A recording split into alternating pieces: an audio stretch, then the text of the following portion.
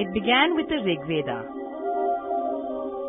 With this, the Purusa Sukta, or the Hymn of Man, that describes exactly how Brahma created people and the different castes of Hinduism.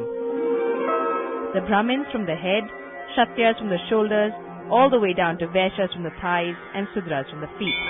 Untouchables were not created from any part of the divine body, so they are unborn, unequal from the start. And thus is born the Dalit critique of Hinduism. There is struggle between two kingdoms here.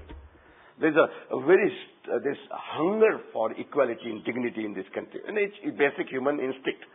And there is and all shastras come against that hunger and want to suppress that. Dalit intellectuals say Hinduism is a form of spiritual fascism, where those at the top of the hierarchy are content and unwilling to change.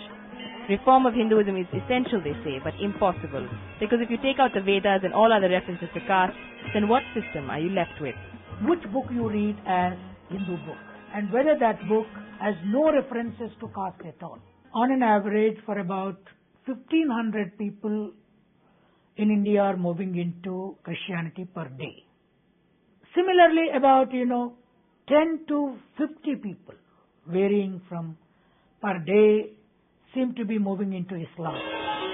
Fed up with a system of thought and social setup that denies them a shot at equality, and after all, it is in the eyes of God that we're talking about, maybe it's not surprising, this decision to convert into a system which gives you hope, or at least a fair chance to get to the top of the pecking order.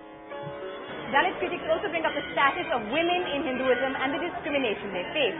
It's a fair point. For example, there's a line in the Cain Upanishad about how a mosquito that flies into a temple has a greater chance of attaining moksha than a woman who goes there to pray. No wonder the voices calling for reform in Hinduism are getting stronger. With Prachi Jatani in Hyderabad, in New Delhi, Amrita Tripathi.